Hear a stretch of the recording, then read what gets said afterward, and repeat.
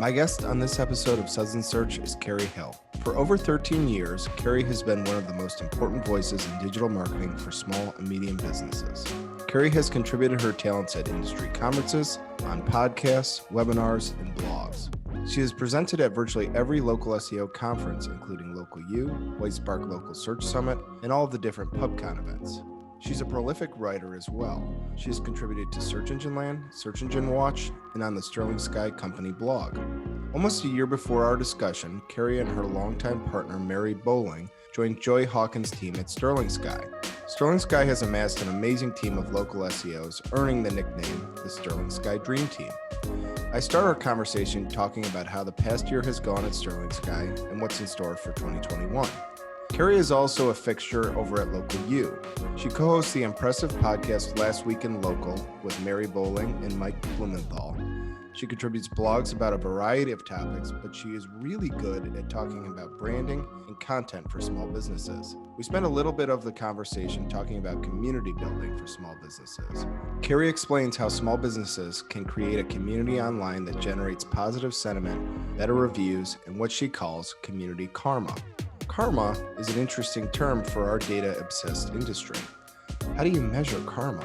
Carrie makes a persuasive case for how focusing on karma leads to all sorts of wins for small businesses.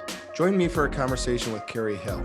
We'll talk about common small business content fails, who a local influencer is, and we'll drink bourbon during the middle of the day.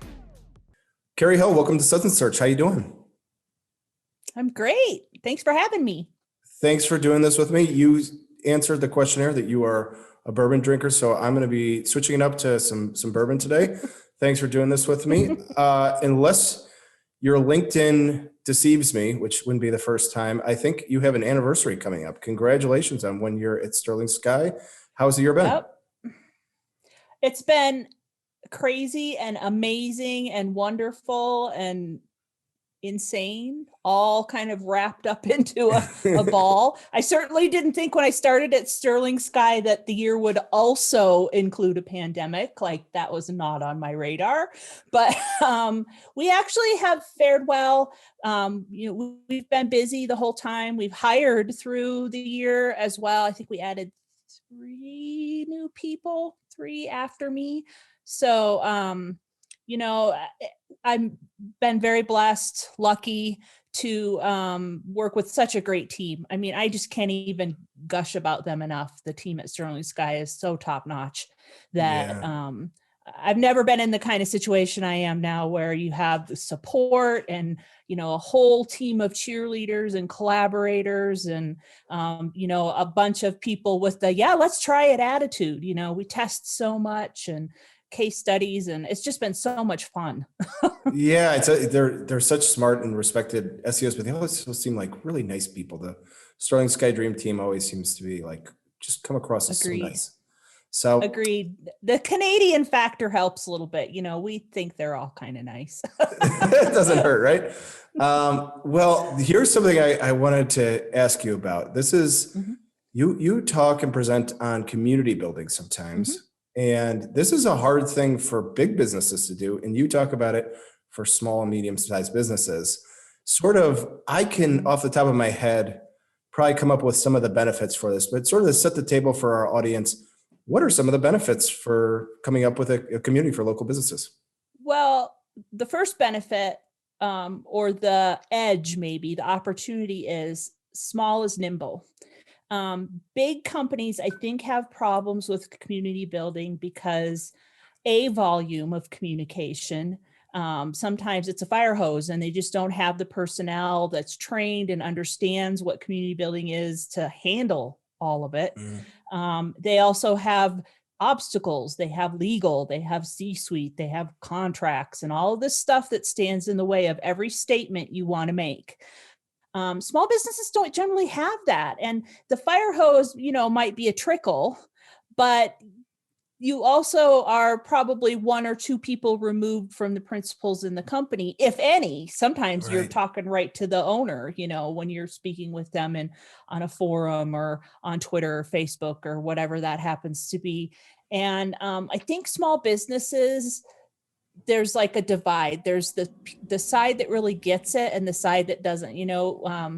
we talked before we started about going to SES way back in the day. Yeah. And I was at SES San Jose, and I want to say it was like 2008. And Lee Auden of Top Rank did, I think, a keynote. And he talked about thinking of social media as just another communication medium like your telephone. Don't think of it as this big scary thing. Just think of it as another way to communicate with people. And that's what I tell my small business customers.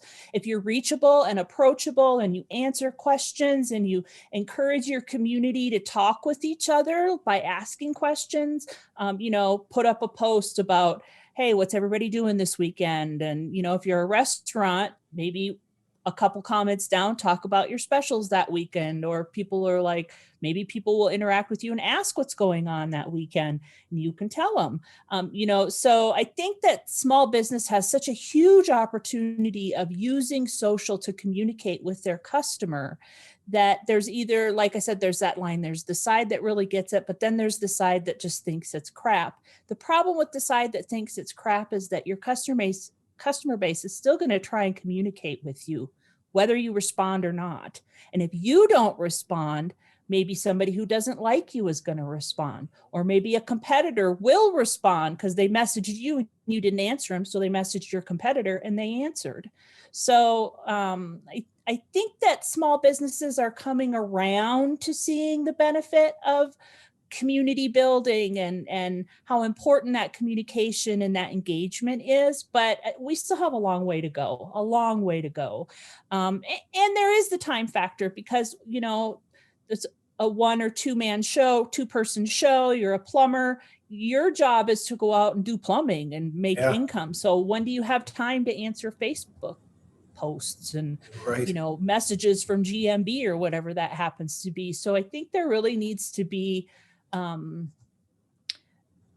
consideration of when you can communicate with people, and also communication about that. Like maybe you pin a post to the top of all of your channels that say, I'm a plumber, I'm out plumbing before 5 o'clock, but I'll answer as many questions as I can for people when I'm back in the office or that evening or whatever that happens to be. The same thing like your GMB messaging. Right. That's another community building platform. It's not public, but I think it's still important. Same with your Facebook messaging. You can say, have a welcome message that says, this is when I answer these, so that you set the expectation. And if you need an answer quicker, here's my phone number, call me.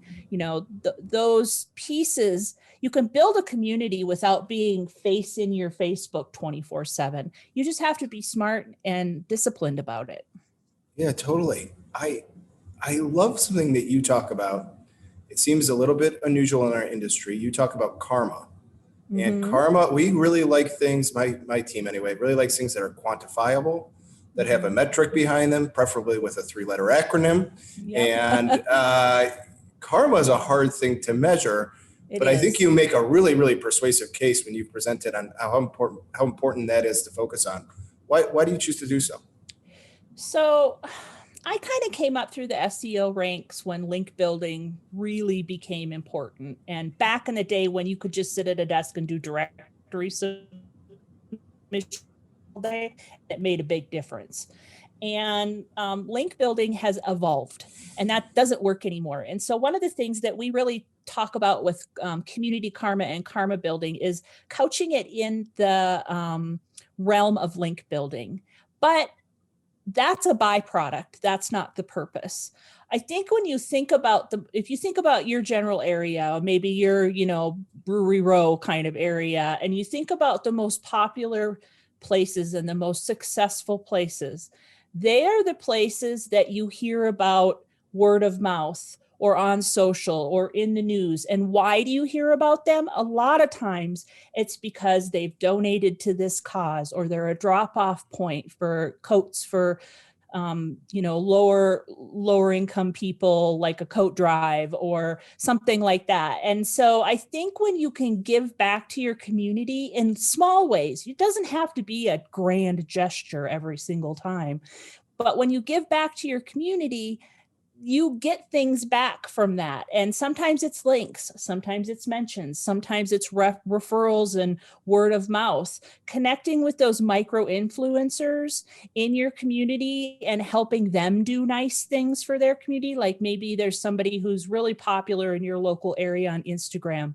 they have a big following, maybe they're a realtor or something like that, and they're doing a coat drive, and you contact them and say, hey, you can have people just drop coats off here for the coat drive. You've got like a coat closet or something by the entry that they can just throw things in.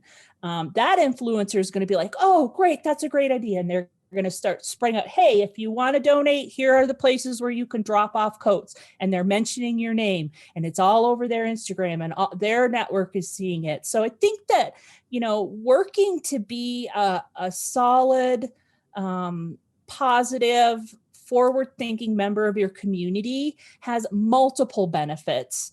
And I don't think small businesses think of that benefit quite enough. I think a lot of times when you bring it up to them, they're like, oh, that you just want me to give away free work. Well, I guess you could boil it down to that.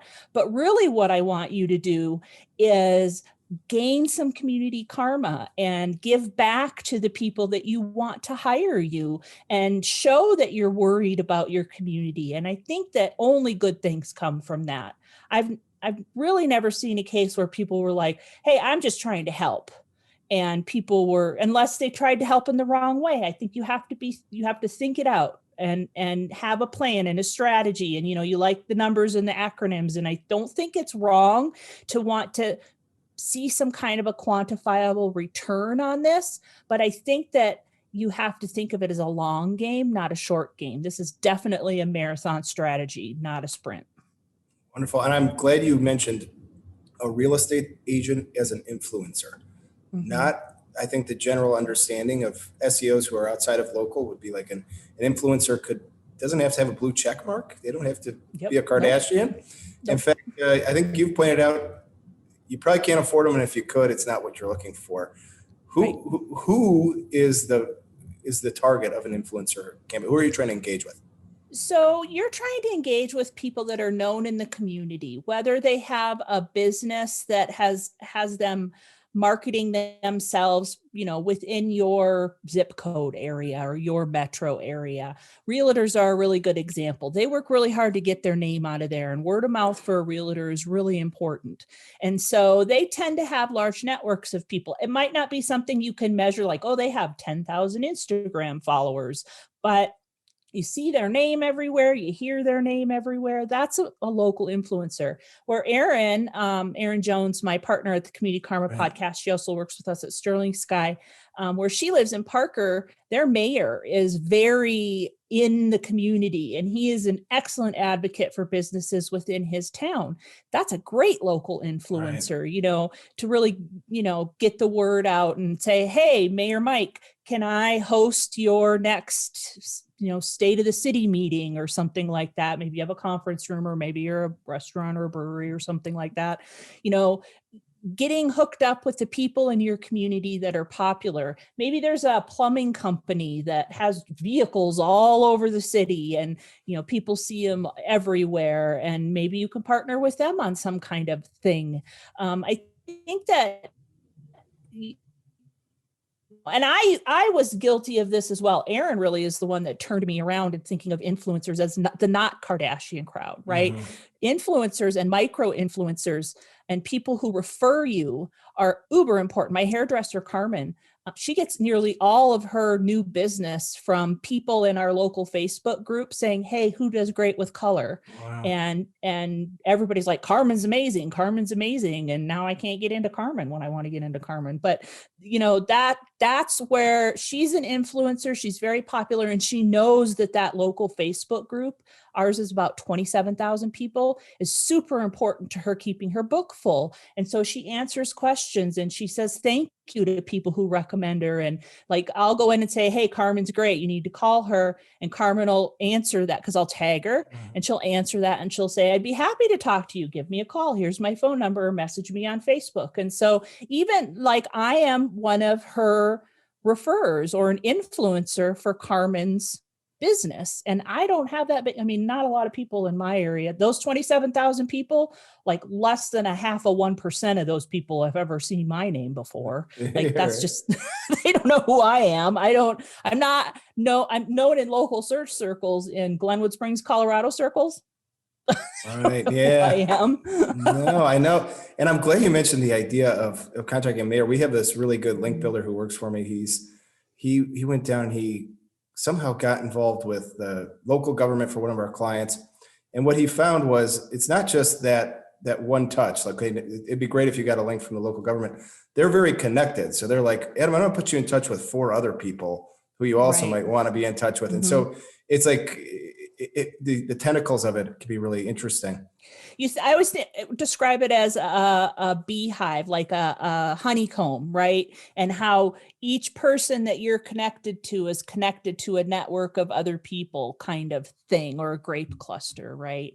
And, I may not be directly connected to this person, but I know this person in the middle. And if I can connect, we can connect there and make a cabal or something like that, work out a way to all work together. I think that's so beneficial to small business in smaller areas. And if you're in a larger area, I encourage people to break it down, like your example of your block, right? Don't think that all of Chicago is your network or who you need to network with. If you're on Brewery Row, hey guys, maybe we should do like a pub crawl, when Rona's over, but let's do a pub crawl. We'll all host something. We'll have, I'll do beer tastings and you do food tastings and you do, or whatever, and work together to create something. And I think there's so much benefit to that. I love it. And I think one of the things that has to happen if you want to take this approach, and I suggest our listeners do, is that you're going to have to get beyond what local SEOs usually are really comfortable in. Their silo is GMB, it's content on the website, it's certainly reviews, but you've mentioned now Nextdoor, you've mentioned organic Facebook or groups within Facebook. Yep. What's I guess there's a challenge here, but what do we have to do to get beyond what's comfortable, get out of our comfort zone a little bit?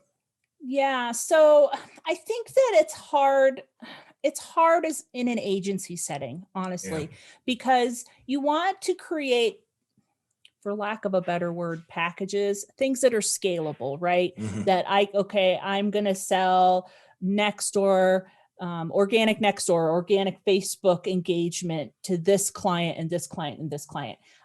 I don't think I can do that for my clients. I am not the best person to be engaging with somebody about plumbing. I know zip about it. The business owner is the person that needs to be engaging, and I can help them get set up, and I can show them what to look for and coach them through responses. And that's kind of the approach I tend to take with it. And Erin, who handles a lot of our social media client work for Sterling Sky, it's more from let me help you get set up. Let me give you some tools for time management. And when you get a weird question or a weird review or something and you're not sure what to say, I'm here to help you answer that. So shoot me an email. We'll brainstorm an answer or a way for you to respond, and you post that as you. I think for agencies, they really just want things that they can just do. And that's why GMB and on-page content and earned media all is very appealing in an agency setting, which it should be. And it does do the trick. But that's also why I think the whole community building thing is a bit of an outlier, because it is different. It's not something you can sell. Like, we also offer X, Y, and Z. Like, I really need the business owner to do their homework for that to work.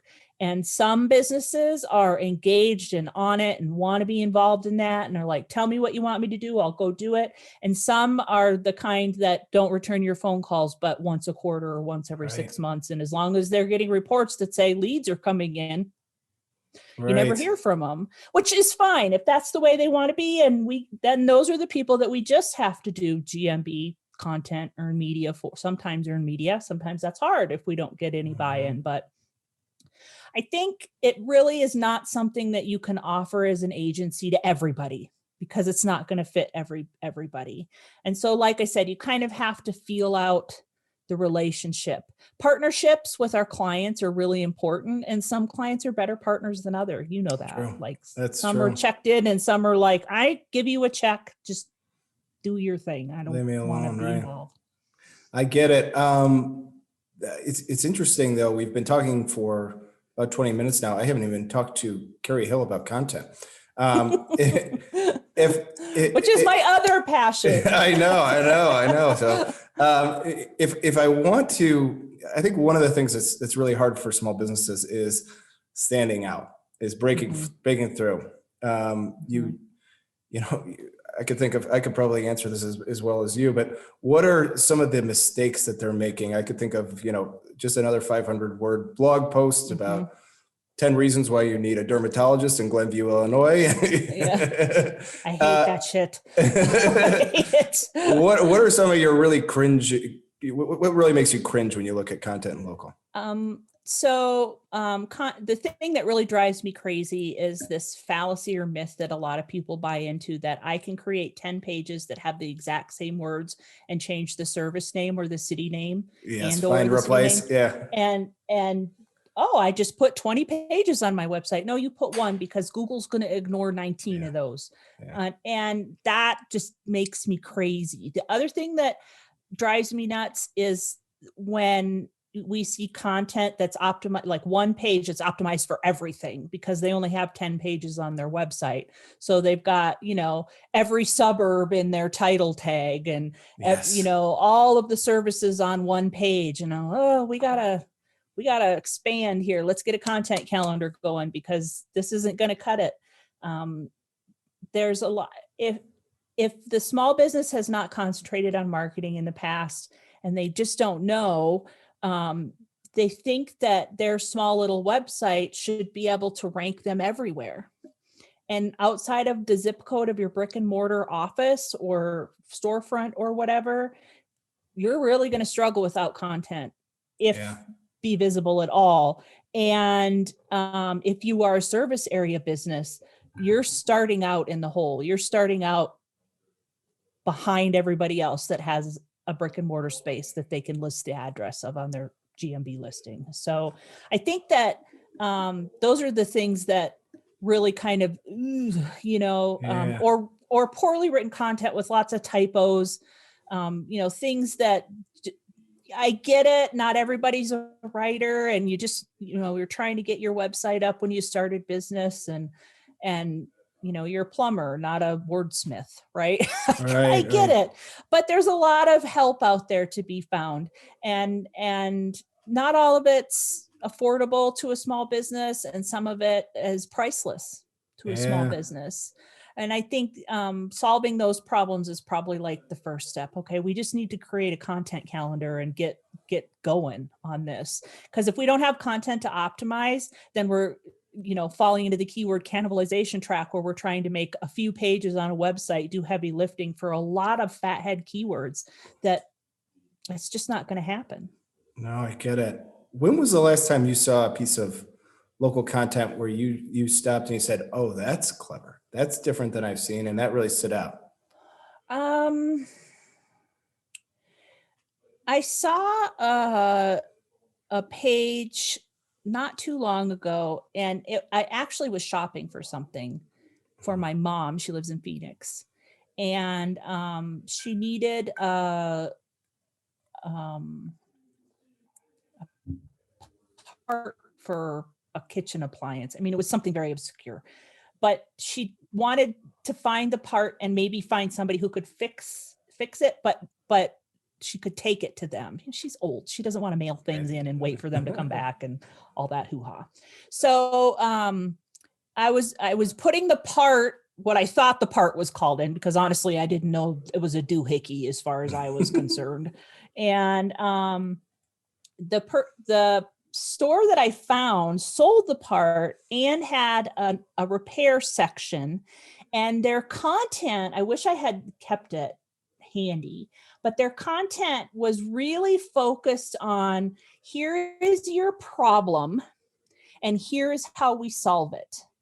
And it was sort of a choose your own adventure kind of system, where it's like, okay, this post and my stand mixer is broken, or my stand mixer won't stay up. How this pin thing is busted. How do I fix it or something? And so it was like, okay, this is my problem. And you'd click on that and it would take you to another page, and it would say, it had a video and some images of, is this what the problem is? And like visually showing, this is, it won't stay up. It's flopping up and down. Right. And she was like, yes, that's exactly it. That's my problem. And then it had a below that, if this is your problem, this is how we fix it. And I thought that that was really clever, because when you're talking about things that are semi-obscure, showing the broken thing and then describing how to fix it, or how they fix it, or why you should have them fix it instead of doing it yourself.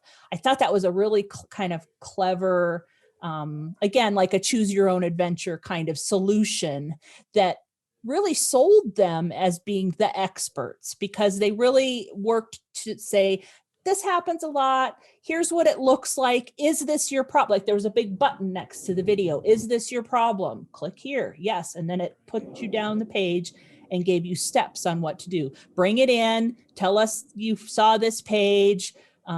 This is about how much the part costs. This is about how much labor for it costs. Like they gave us ranges, which I think is super important. I get so frustrated trying to shop for things when people don't put pricing on it. Even if you give me a range, like I know that you don't know exactly how much it's going to cost to fix my dishwasher, but if I've told you exactly what the problem is, you have this video, you're, choosing your own adventure, this is what's broken. Give me a ballpark. Like say it could be $200, it could be $500. Depends upon the part we need, but we'll tell you before we do anything, kind of reassurance to the consumer. There's so much you can do with that. And I thought that was super clever. Well, excellent. I'm just up against the clock, but I could talk to you about content forever. Let's do it again. I know we have to. I have to get to everyone's favorite part of the show, which is where Greg gives me a question he gives me no context for the question. So I don't know what he's talking about at all.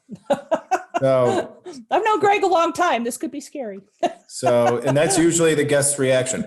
So I think this will be easy. His is said to ask Carrie Hill about the LocalU cat wrangler. Right? I am the LocalU cat wrangler. You are, okay. You are the Yes. So if you don't already know, we put on events multiple times a year. And up until this year, they were always in-person events. And we usually have, for the in-person events, 100-ish attendees and somewhere in the ballpark of 9 to 12 speakers that all have to create slide decks and get them into me, and I have marketing pieces and I need information, and it is like herding cats because they all work for different companies, they all have their own lives and their own work to do, and LocalU is, I have to poke a lot to get I need your slide deck, Greg. Greg, I need your slide deck. Sounds about right. Yeah. So I heard a lot of cats over here, and that's fine. I don't mind, but a lot of great personalities, a lot of strong personalities. You've seen when you think about the people who speak at other conferences, and they're all A types and trying to get everybody on the same page. And I feel like sometimes I'm a cheerleader and sometimes I'm their mom and sometimes I'm hurting their little cat tendencies. So that's what I am. The cat wrangler. Very good. Well, awesome. Well, there are so many places to find you. I'll make sure to point to Sterling Sky. You've got two podcasts I'm aware of. How should people reach out to you, and where can they find more about you? Yeah, there's the two easiest ways to find me is on Twitter at Carrie Hill. And then you can email me, Carrie, CARRIE at sterlingsky.ca. We're Canadian, so it's .ca. Those are the easiest ways to find me. I'm on the Last Week in Local podcast most Mondays. And then Aaron and I do the Community Karma podcast, which has been on hiatus through Rona. We should probably get to work on that.